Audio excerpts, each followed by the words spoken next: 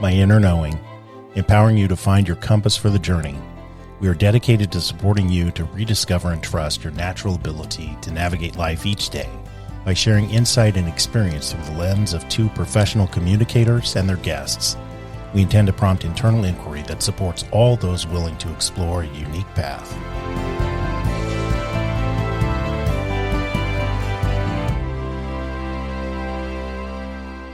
Well, hello. Hello. Hello. How are you this morning, Chiwoo? I feel good and calm, ready. Yeah.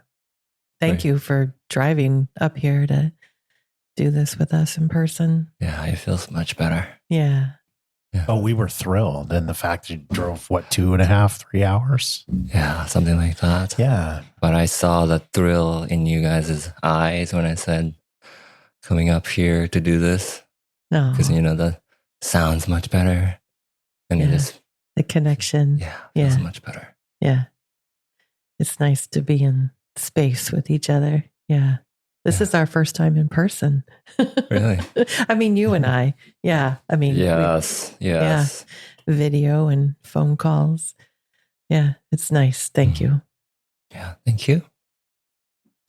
So, when you think about this process of sharing some of your journey to finding your inner knowing, what comes to mind for you? What do you feel in your body? There's a feeling in me that knows it feels true. I work with clients in therapy settings, and they always ask me, what's the difference between your intuition and anxiety, your gut feeling or anxiety or reaction? And then I asked them, well, the fact that you have to ask a question means we haven't tried enough to figure that out. Maybe we haven't made enough mistakes to know what intuition feels like versus what anxiety feels like. And as I've been doing this journey, making lots of mistakes, but now it feels clear there's something in me knowing after repeated mistakes that I needed to make to learn how to listen to myself. So that's what comes to me when I think about my inner knowing. To me, it's a process of knowing myself, knowing what I want, what's important to me. And that feeling is very calm. Kind of like driving up here this morning, thinking about doing this and getting a nice cup of coffee, getting here, looking at you guys' faces, feeling the warmth. That's how I feel. Thank you. When you were mentioning the mistakes, is that a word that you've used throughout your life, or is that something that's newer to your process? I'll say newer process for me because, things that I did back then, I didn't see them as mistakes. Or, a lot of times I saw them as failures.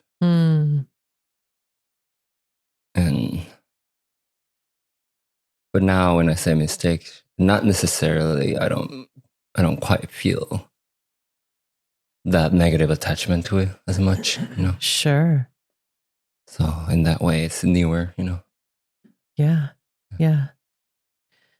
Was there a particular time that you're aware of that shifted from failure to mistake? Was it like a specific learning, or do you think it was more kind of organic? Yeah, organic for sure. As I've been just healing myself and working on this, my internal, process, healing process. I feel, it's an ongoing process for sure, but some things that I saw as failures, now I see as good lesson, mistakes that brought good lessons, Mm-hmm. And in some areas, I feel less stronger, about my previous marriage. I feel stronger about that. And, some other things maybe need to work more on, not seeing them as failures. Mm-hmm. Is there anything there that you want to share more about? The things that I'm working on? Mm-hmm. Mm-hmm. Yeah, recently would be figuring out how to be a good partner and father, newly married, being a stepdad to a precious stepdaughter. Mm-hmm. Yeah, so I'm learning and growing, I feel like I've been given this gift that I've always wanted. And now I see the things that I need to work on as a father, that I need to work on. So Gift. Yeah. Tell us more about that. Oh, yeah, gift. Yeah, gift. Well, first of all, I always wanted a daughter, It's just, I don't know why. And people ask me why. I just do. I just do. And I don't know why, but I just remember one time I was coming back from spending some time with my college friends all the way in Orlando. And on the airplane, I saw a little girl looking at me from the front seat. Mm. And they're just like, she just had this nice smile and she just smiled at me. And I just had tears in my eyes. Mm. And I just felt like, I wanted a daughter. Mm. And A message. almost, yeah. And then, I had given up. Mm-hmm. In my previous marriage, we talked about having another kid, and my ex-wife, she kind of always, hinted, maybe when things get better, we can have another kid. Maybe when we are more settled, when we are better, when we're doing better. And so I was like, okay, let's do this. Let's get marriage counseling. Let's do this.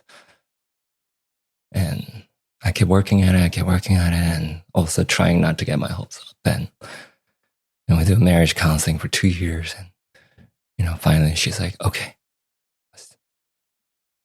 I'll give you one chance.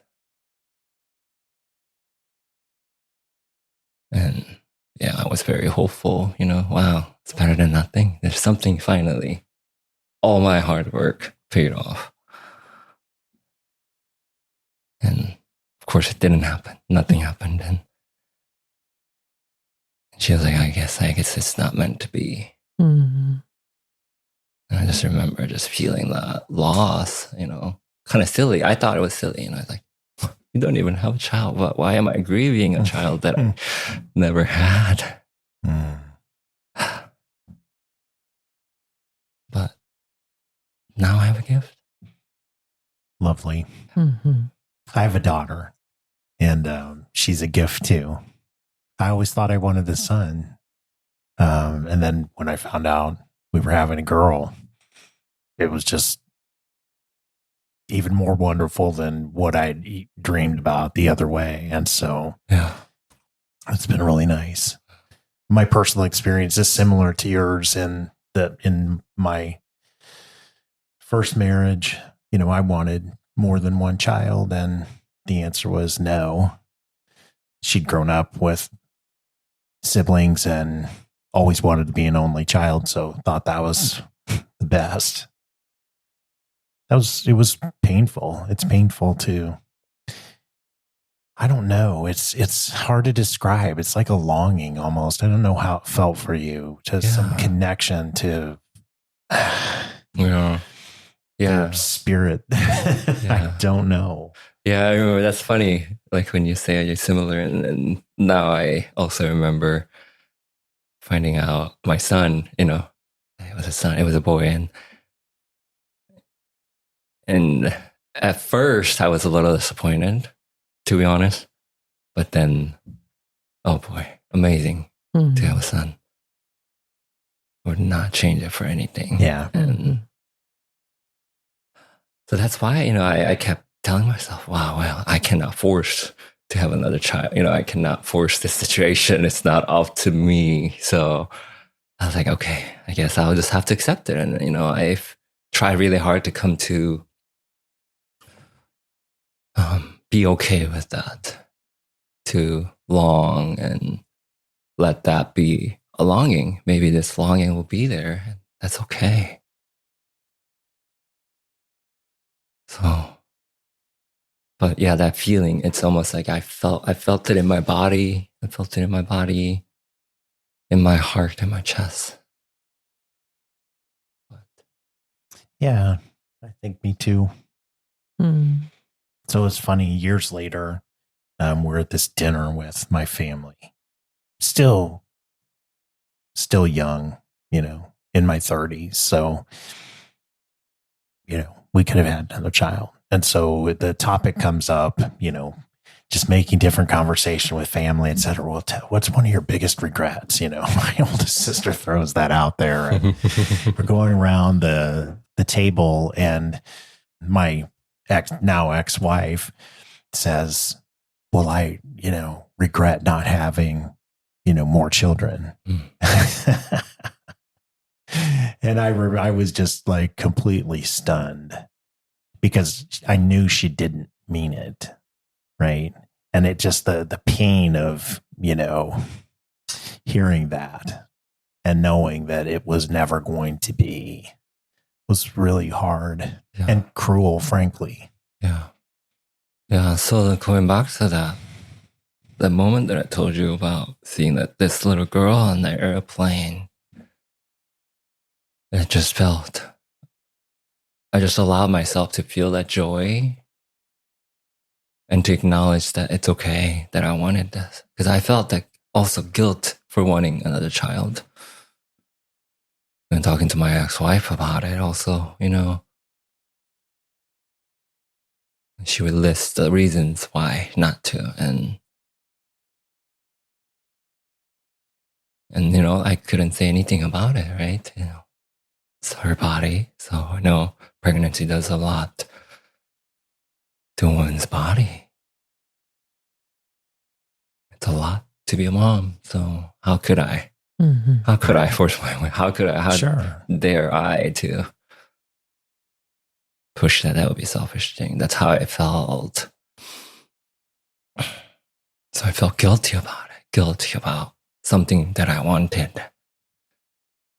But I allowed myself to just want and long. Mm. And that felt good. And I think that's when things shifted a lot for me. Okay, I gotta pursue what I want. No matter what cost, because otherwise I'm not really living. And I was afraid of that. It's so funny how we're afraid of what our soul could tell us it is we're supposed to, do, or what we, desire. And so we resist. Mm.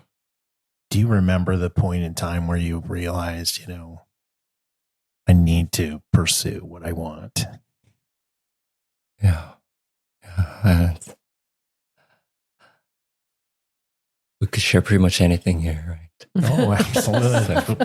Yeah, absolutely. Yeah. When somebody's about to say they're about to tell a story. Yeah. It's going to be interesting. So, so let me paint this story. I guess the pre-story would be when I thought I would take that step. I bailed out, but this first experience, I went to Michigan to stay with my host family.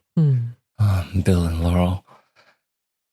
That's when I was contemplating moving out my previous marriage. And I went to Michigan and I stayed with them, and I somehow thought it was a good idea to try edible for the first time in my life. So I asked a friend what they would recommend, and I did all that, and I waited at night until everybody went to sleep, and I took one, and at first I didn't feel anything, and then as time went by, I just felt so disoriented. Mm. And I've never really felt that way before. Kind of tells how I was, very kind of controlling, I was afraid to let go of the control. So that experience was very disorienting to me because it was kind of forced onto me to kind of, my ego was thrown out. So I panicked. And it's funny now thinking about it. It was terrifying at the moment. Sure. Sure. Panic attack for the first time in my life. And, yeah, I've heard about what panic attack was. I'm a therapist, so I work with clients who have panic attacks all the time. So I had heard of it. I knew it was devastating. And right. But having the experience has so much more empathy now for anybody that's has that. Yeah. Wow. Yeah. So I panicked and I decided I wasn't ready to make this big change. So I said, no, okay, let's, never mind. Let's try this again. And then 2 years after that was when I actually took that step. Mm. That's when I finally felt ready. How do you think you were different when you did finally make that choice? Yeah. Definitely making the mistake in Michigan. The fact that I did it, went there, and it's something that I wanted to do just because I wanted to. And that's something unfortunately lacked in my life. And now that I did it, okay, well, what's the worst thing that can happen? Now the worst thing that can happen happened, and I'm still here. And what, that going through those experiences, what it did to me, when people say bad trips, to me, yes, you could say that was a bad trip for me, but it was maybe one of the first times, I guess, since childhood and trauma, that I was self-observed. And I needed that. Yeah. It's interesting when you are describing that. What comes to mind for me is not only did you step into something that was unfamiliar, but it provided you a contrast, an opportunity, right, to see more clearly because it was so different than what you had ever experienced before. Yes. Yeah. And then your choice to learn from it, right? Because it, like you said, could have just been a bad trip, right? Yes. And that could have been as far as it went, right? Like, ooh, had a bad experience. It wasn't good. Yes. But you didn't stop there. Yes. Yeah. So funny that when I was having the panic attack, I had to call somebody. I couldn't just, I tried to just go to bed. I crawled into bed and I was put a blanket over myself and I'm like, just breathe. You're a therapist. Use your coping skills. You got this. Oh. I was like, no, I don't got this at all. So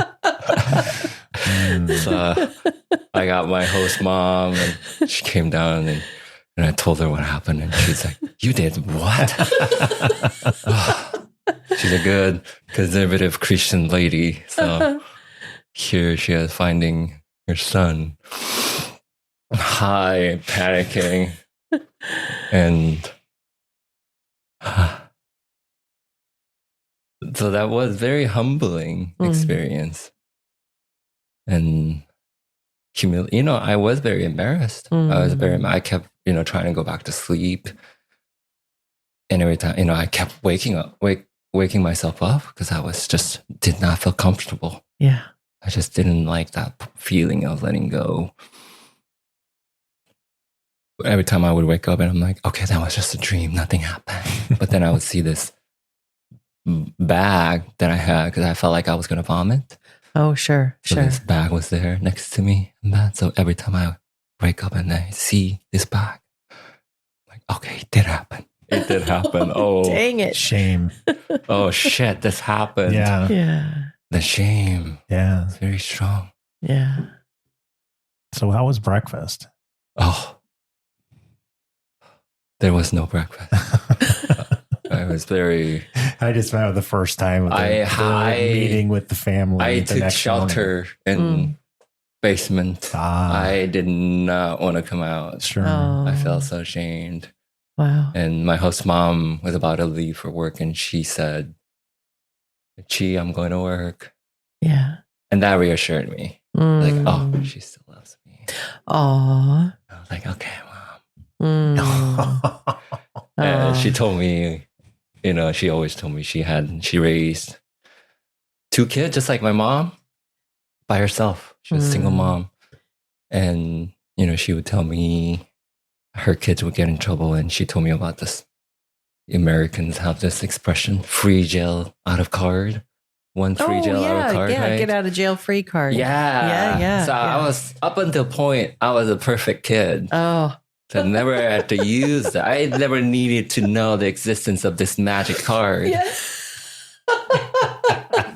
Until then. The basement incident.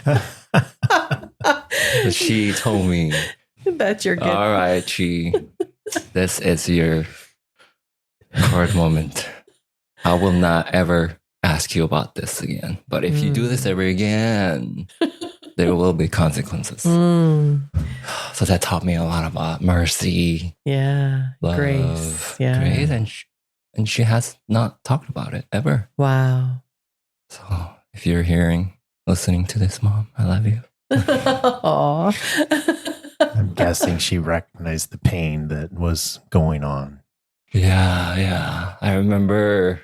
I remember that night.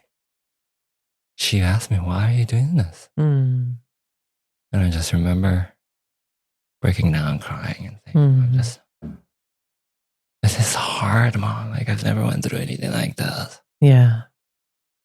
I just feel so alone in it. It was scary. Yeah.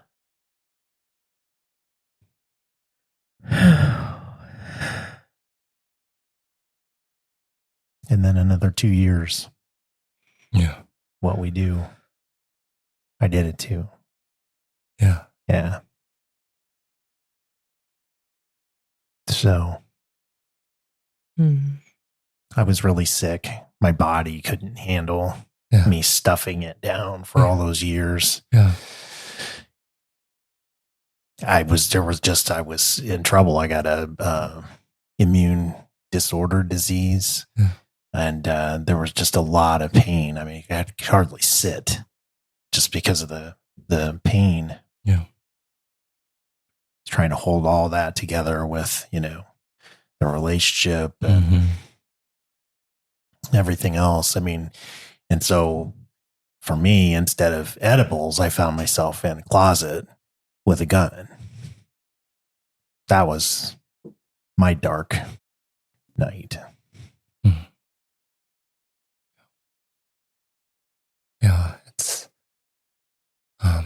amazing how much we hold in our nervous system affects our health. Yeah.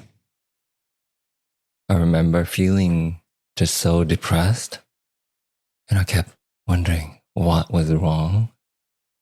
Felt like I was doing everything right. I was in therapy. I was doing my coping skills. I was journaling. I was reaching out to friends, practicing vulnerability. I was doing everything you can possibly think of, working out. And then I would still find myself, I'm bad, depressed, feeling something's lacking. But that's because I was holding so much. And, I have a skin condition that breaks out. And there's nothing that I can do other than just try to control. But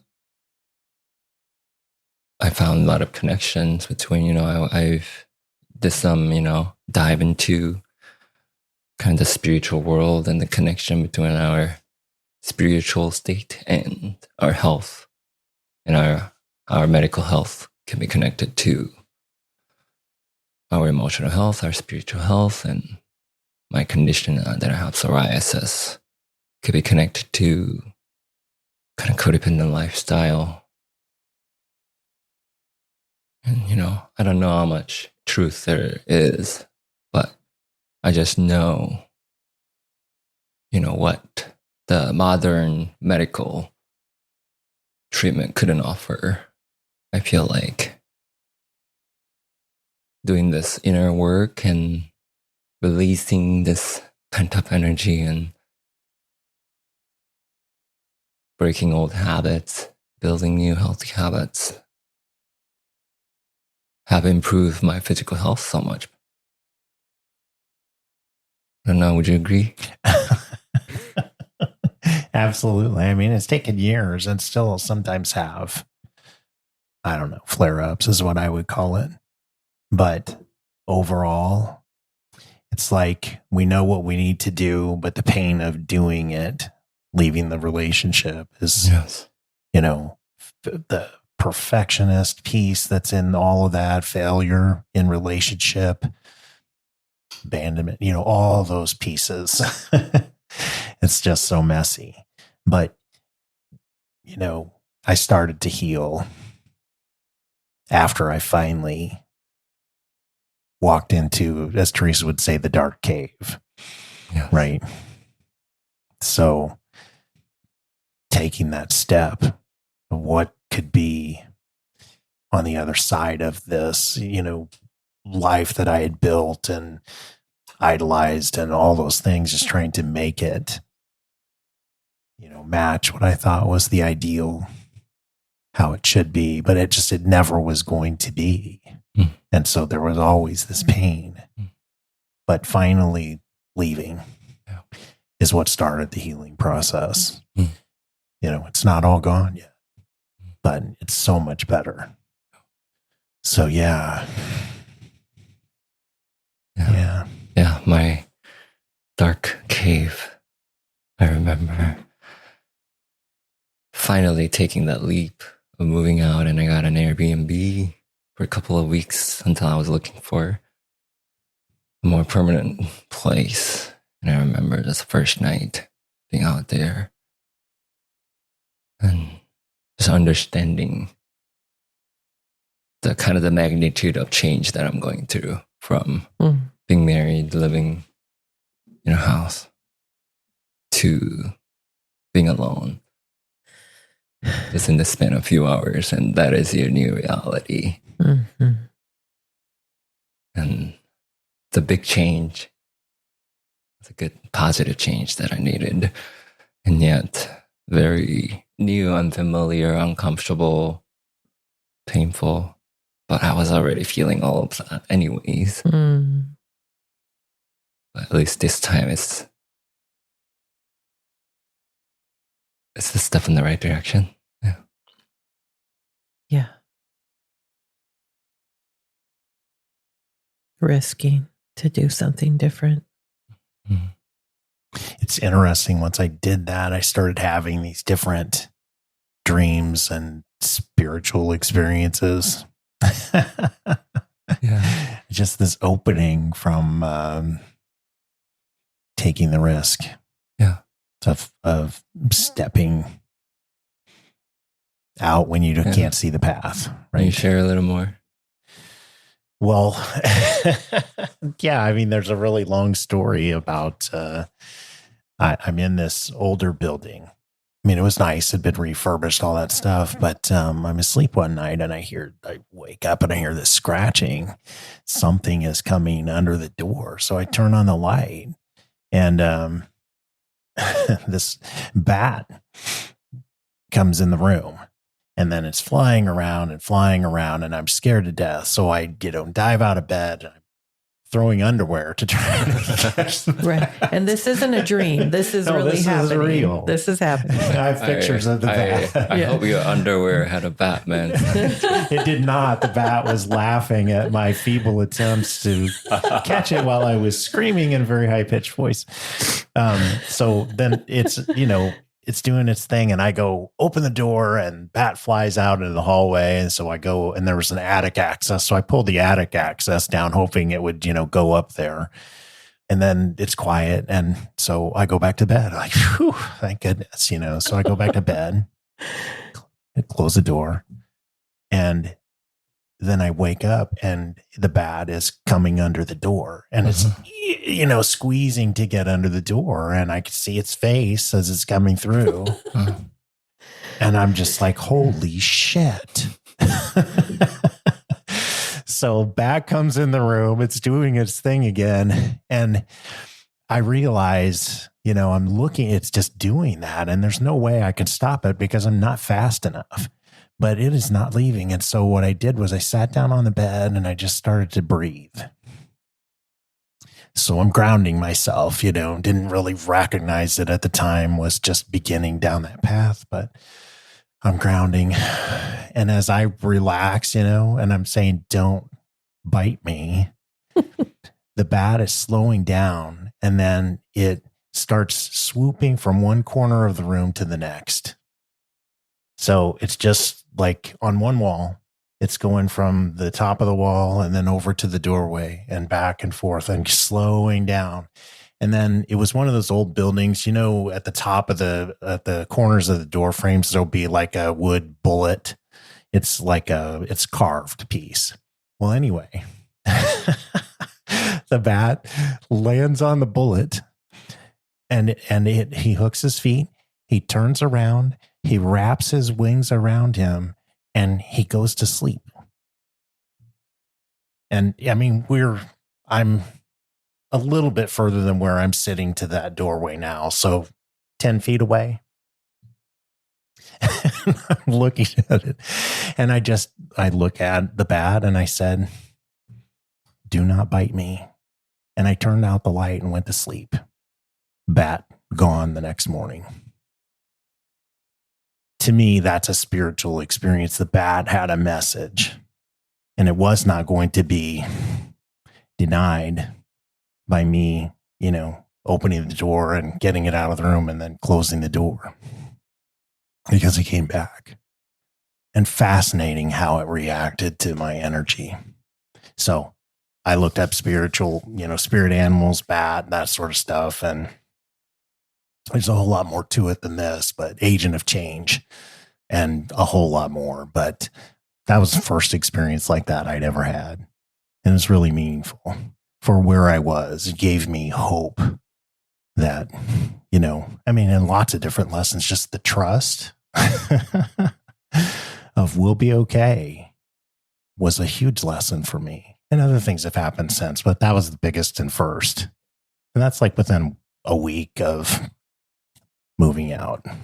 Within a week. I think that within a week of moving out is very dynamic time for a lot of us, I remember. And I have pictures of the bat, so it wasn't just a dream or anything like that. It's fascinating. Wow. Yeah. It's really cool.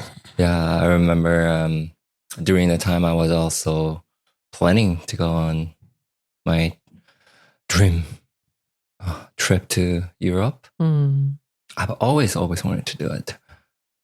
And what better time now that I'm single and not pressed by a child, So it's a very exciting experience. They're building something new, doing something that I like.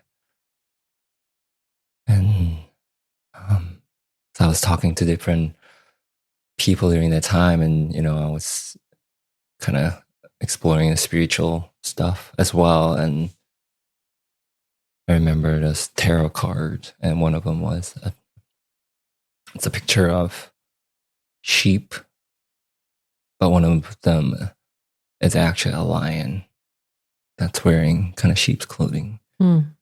So it kind of the moral of the card means kind of like a lion kind of pretending to be sheep. And it doesn't really fit. And, that to me, what spoke was, I've always wanted to be very courageous. I wanted to be that loud and roaring lion. But to me, I guess my life, the way I lived through things was more of a quiet courage. It's more like quiet, but then the next day kept trying, showing up again. To me, that was courage. But what I also needed was this kind of more kind of fiery energy that I also had that I didn't really get to practice. And to me, that was that experience. Like, no matter what happens, no matter what the cost, because when I was able to move out and during the separation process, my ex kept emailing after emailing. You're committing suicide by leaving. You don't know what you're doing. You're making a huge mistake. And see how much our child is struggling. And I felt a lot of guilt. I was raised by a single mom, and I didn't have a dad growing up, so it's like she knew that was a sore spot, and that crippled me. But this time I was ready. I was ready to,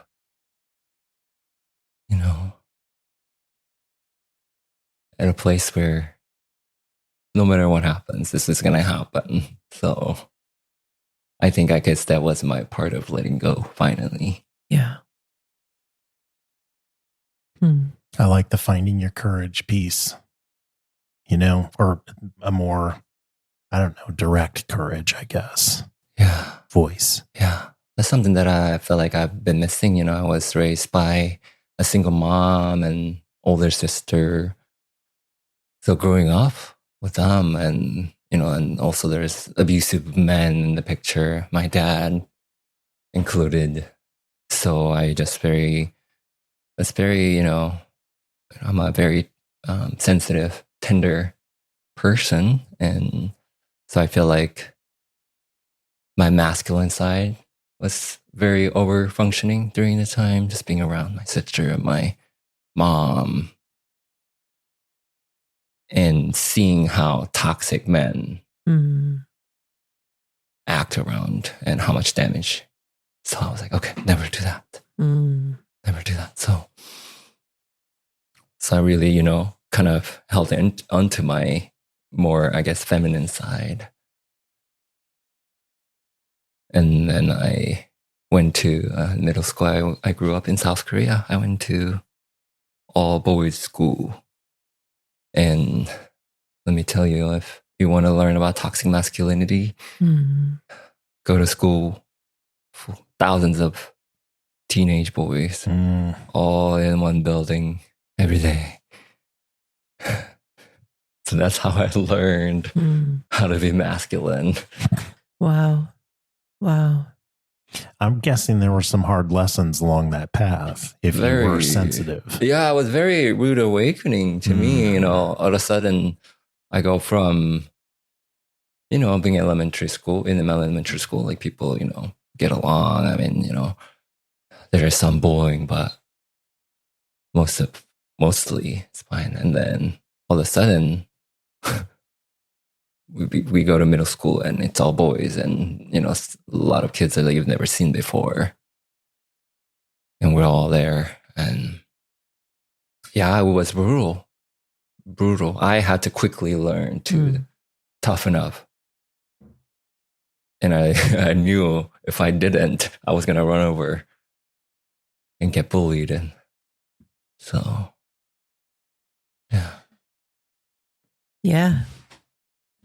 So now I'm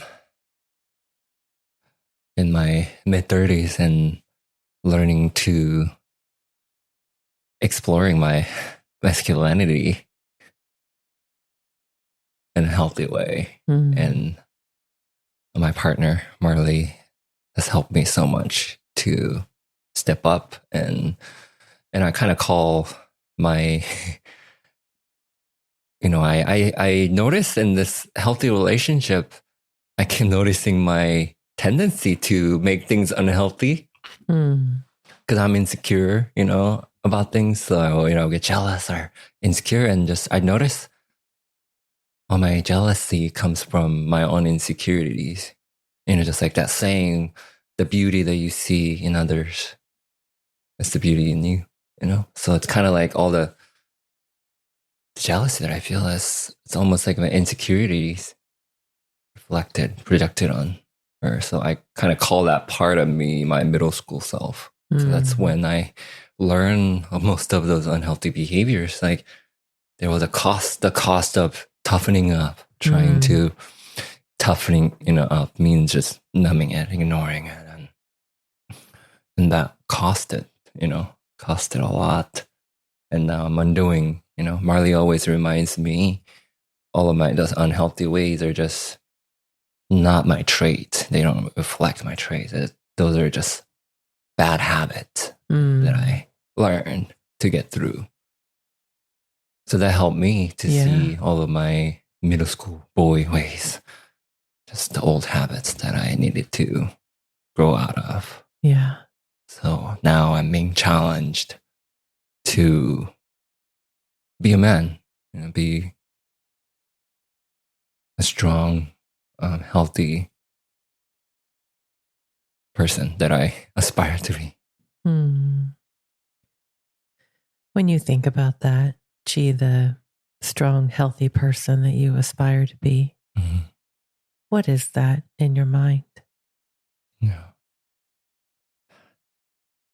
And as you asked me that, I have this inner voice. It's Marley's voice because she always tells me, all you gotta do is just be yourself.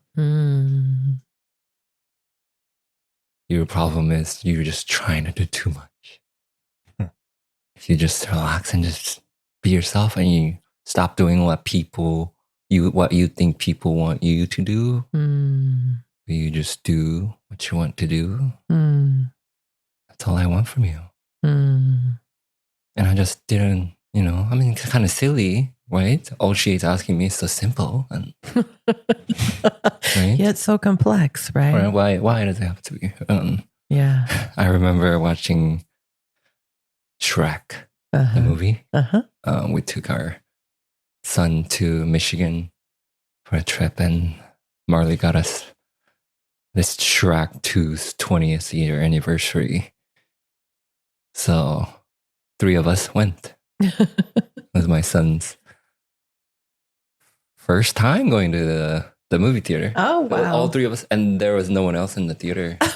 How great is that? Yeah. It's the 3 of us there, and Marley sat on the other side, and our son was sitting in the middle, and I was sitting on the other side, and my middle school self was like, oh, Marley's not sitting next to me. Why is she all the way there? But then, now realizing like, wow, she really treats my son as hers. Just the fact that she put him there. So, she sounds awesome. Is she a therapist too? No. Really? No. Just wisdom. Yeah. Yeah. She has taught me so much. But yeah, so we're watching this movie and I'm kind of grumpy. I'm like, oh, Marley's over there. And we're watching this stupid movie. Little did I know, I was laughing at this movie. And then I started crying. There's a scene where Shrek, so the whole story, spoiler alert. Those of you who have not watched, you can skip the next few seconds. Shrek and Fiona go back to where Fiona came from. And Shrek sees all these humans, and humans are terrified of him. So he like, I want to be Prince Charming for my princess. So he tells Fiona, I'm ready to be Prince Charming. And Fiona just like, no, I don't want you to be Prince Charming. I want you to be yourself.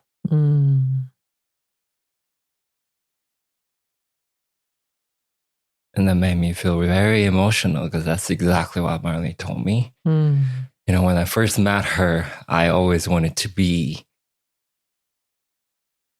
what I thought she wanted. She's a country girl, so wanted to be a cowboy. So I went like fishing with her, hunting with her, and started listening to country music. And I just realized and she kept telling me, just be yourself. I don't want you to be all this. So I was like, in a way, I was Shrek. I wanted to be that Prince Charming for her. Yeah. But she didn't want that. How do you guys have these, you two, have these conversations? Where you're vulnerable enough to tell her how you're really feeling, and Marley tells you, just be yourself. Yeah. How does that happen? Because it doesn't happen in every relationship. Yeah, it just happens. We sit down and we start talking about how was your day? And I say, this is what I've been thinking about. And just conversation flows there. And I just know we have this trust that she's going to be truthful no matter what. Because I've had many instances where I would share something. I remember telling her about my biological mother who passed when I was 18. And I was just crying, sobbing, telling her how much I missed her.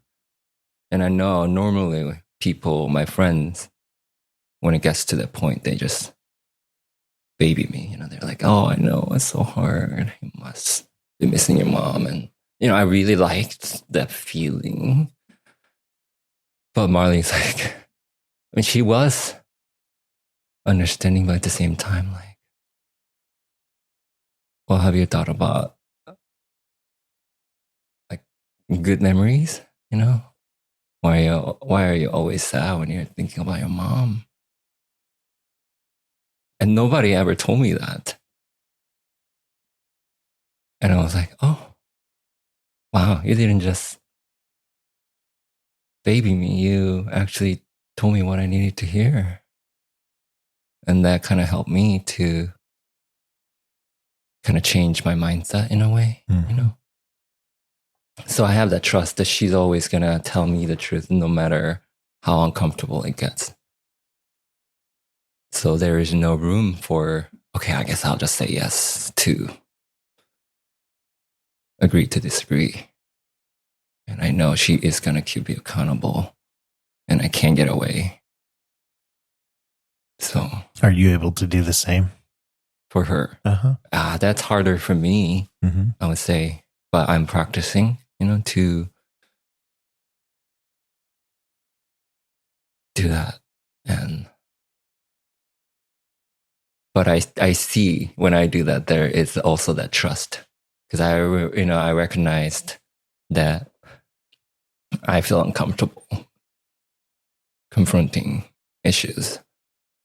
So I would play this game of, kind of a chess game. I would do all these moves in my head and then nothing works. So I don't say anything. And then inevitably that becomes an issue. And I would tell her like, I didn't tell you because of these things. And she would tell me like, wow, thanks for not involving me in this game. So, I realized that I played all this game in my head and I determined that it was too hard for her. So I said, never mind. I did this all by myself. And I just realized how much that would hurt her. She didn't feel like I was involving her as a partner. So that taught me a lot about I need to step up to be a, take courage in these ways. So yeah, I'm growing in that area. Yeah. What are you thinking, babe?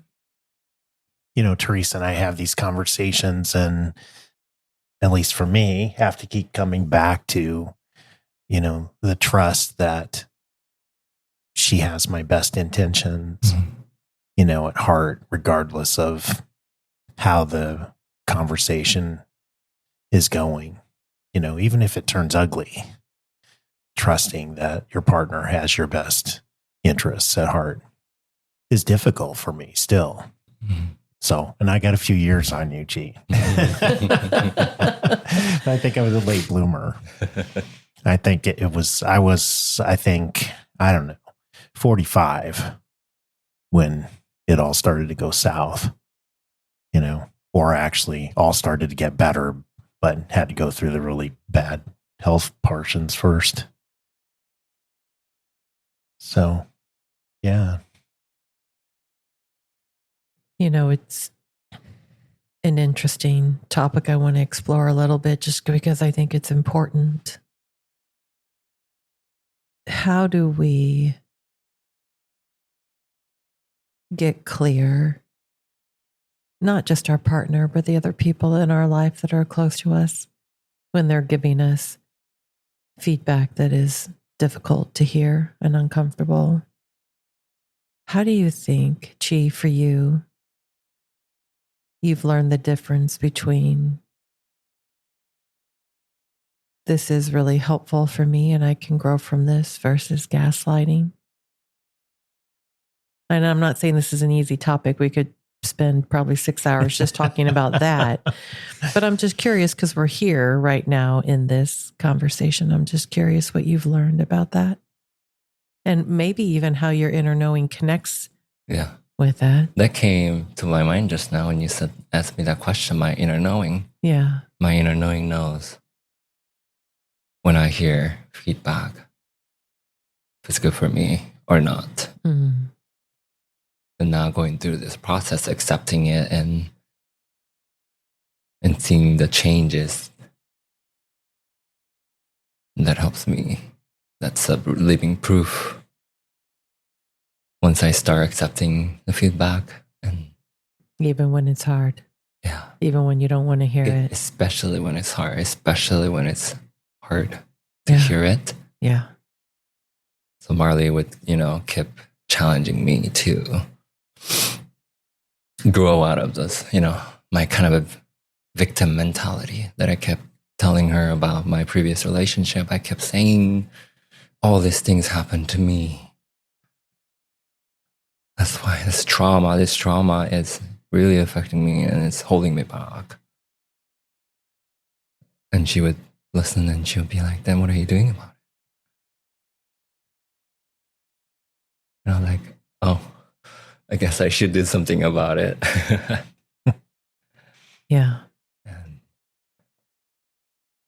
And that's the push that I needed because I've done so much work about, so much therapy, inner child work. But I also felt ready to grow out of that phase and challenge my middle school self. Yeah. It's important to learn to recognize when middle school self is doing the thinking, right? Yes.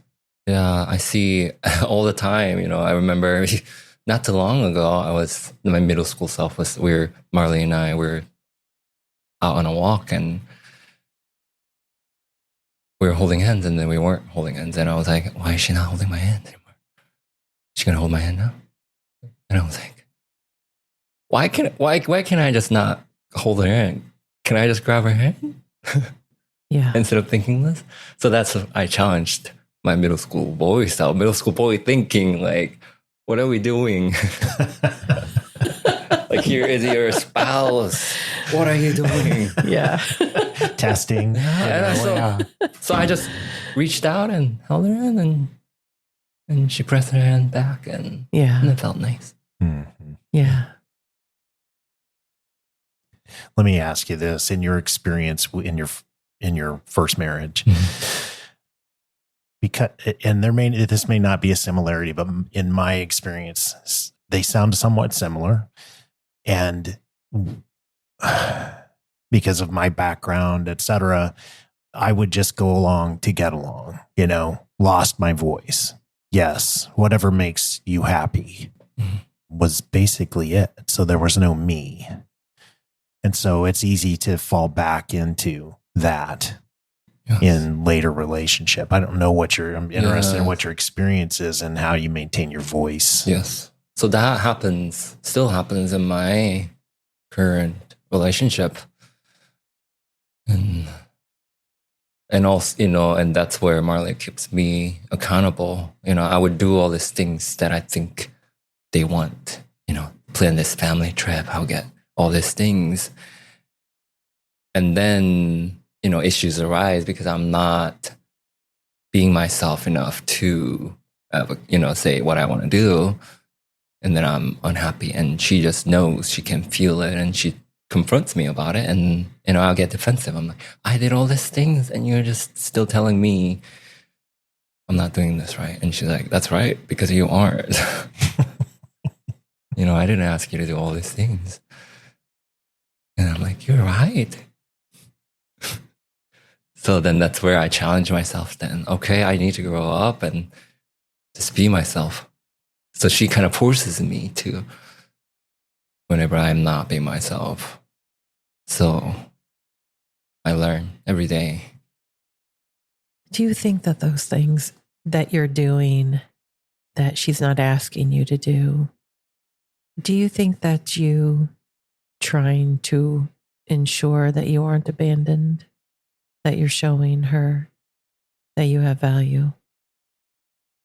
But it's from your middle school self. You know what I mean? I mean, not from your adult self, right? Different, because that's a very different way of being in a relationship.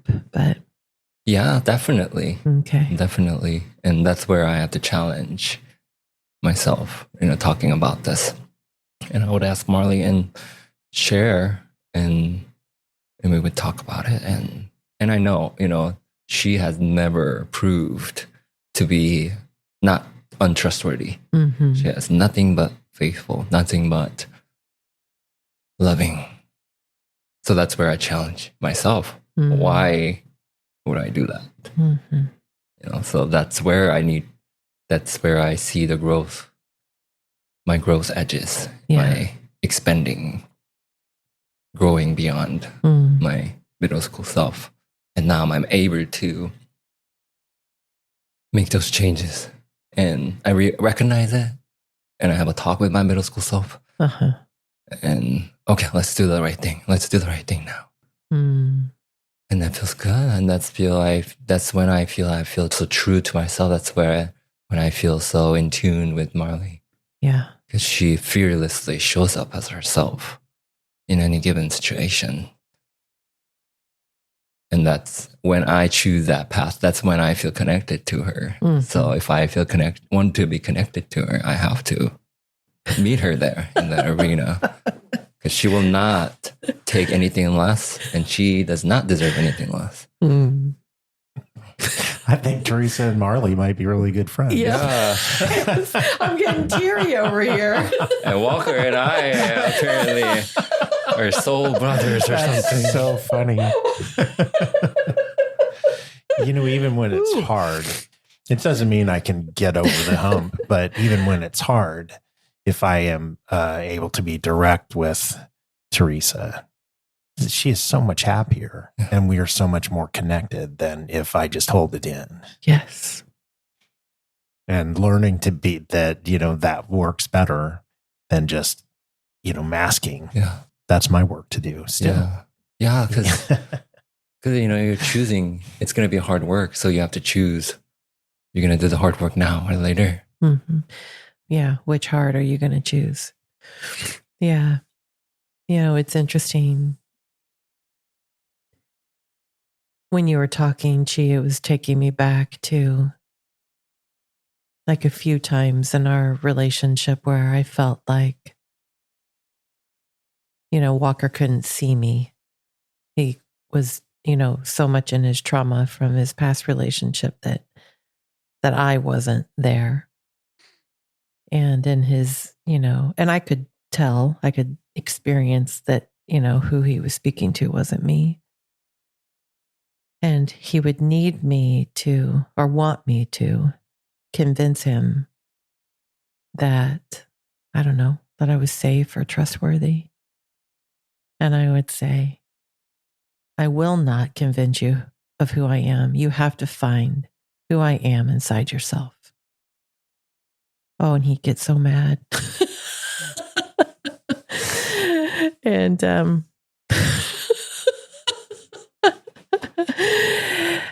but over time, in practice and experiences, the pattern of who I am, believing the pattern of who I am, trust grows.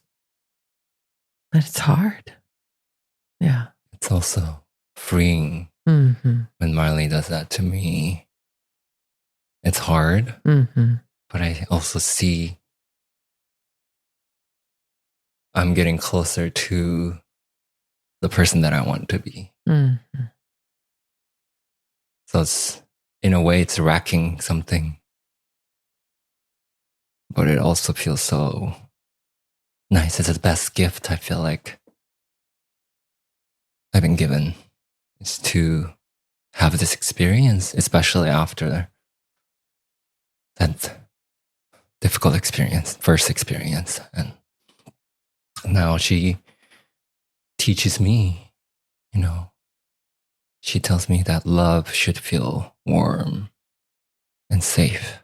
It shouldn't feel like your body is aching, you're missing, which is, that's the feeling that I felt in my first marriage. And that's the feeling that I felt about my mother. And we had a codependent relationship. And now she's teaching me this feeling. When I think about her, I just feel this warmth. And she's always going to be there, always going to be truthful to me. And as long as I continue to show up and meet her, we'll grow, and there's nothing we can't do. Mm. Oh, I love that. And I love that for you. Yeah. Absolutely. Good work, Jane. Thank you. We've Seriously. we've it's just lovely. got married and went on our honeymoon, and we've accomplished a lot in the past year. We've got engaged, bought a house, married, went honeymoon to Jamaica, and just came back. And that was a really good experience for us. It was a very difficult experience, going to honeymoon. And we rented a car, we drove around the island, and we didn't have GPS. So we were just depending on the blue dot on the GPS on the satellite. And we found ourselves in the middle of the jungle on top of a mountain. And I somehow got stuck in a deep ditch. Oh, yeah. And then one more accelerating, you could fall a cliff. Wow. And we're kind of panicking. But there's an inner knowing in me, like, oh, everything's going to be okay somehow. Mm-hmm. Yeah. And we came out of it just fine. We found a local that helped us, got us out just fine. And we loved the beautiful tree house on top of mountains with all the fireflies coming into the room, the tree house. It was like a movie scene. Aww. And surviving through all that. Like we had a flat tire, one of our side mirror got taken out. Passing on a road that was really tight. Oh my we should have died like 3 times at least. And very stressful, very big high highs, big lows. But on the way back, we were saying that was about everything we wanted to be. Aww. Best trip ever. Now we're set for anything, any challenges. Being able to handle that without turning on each other as a couple. Yeah. Yeah. is a big deal. It is. Yeah. Because it's easy. Yeah. Right? Well, when we're in it together, truly. Yeah. Yeah. It can be that way. Well, Chiwoo, we could just keep going, but we know you're going to go explore Kansas City today. Thank you so much for being here with us. And we will do this again. Yeah. If you're game. Just scratch the surface. Yeah, I know. Actually, so it's just been great. Thank you. Thank you for having me and having this connection. And I'm glad my inner knowing following this, I told you both, this feels good, meeting you two in this way. Yeah. After, we've been through different life stuff, and now here, this is time to celebrate what following your inner knowing, our own inner knowing does. Yes. So much to celebrate. So much. So thank you again for having me. Thank you for joining us today. We are excited to explore life with you. We encourage curiosity, self-growth, and we strive to be more compassionate every day.